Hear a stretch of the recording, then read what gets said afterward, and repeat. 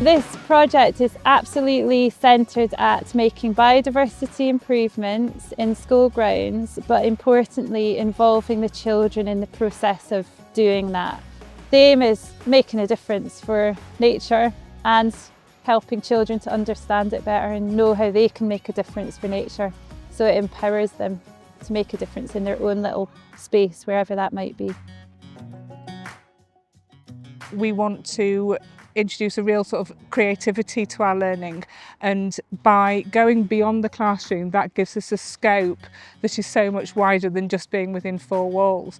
And another thing for our children is we want them to experience things, not just see pictures on a whiteboard, and to be able to have as many learning opportunities outside the classroom. I think it's going to really impact positively on their attitude to learning.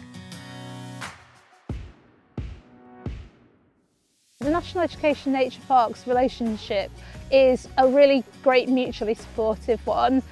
Jenny and Claire were kind of looking for a means of rolling out rewilding into schools, and as it happened in October 2023 is when our programme launched, and we have loads of free resources for educators to take more lessons outdoors, get children and young people involved in that process of understanding their school site and its nature, and looking for projects, things they can do to actually support that wildlife.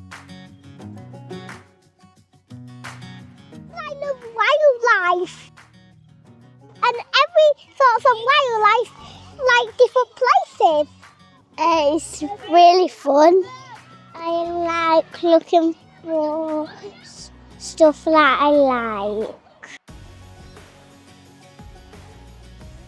This rewilding project will help children to develop a real appreciation for nature, really get out there and see what's actually out in nature rather than just learning about it in the classrooms. I hope they develop a sort of love of being outdoors, and that might even inspire some of them for future careers, working in that area, working in those sectors and working outdoors and being part of bigger projects like what we've got underway here today.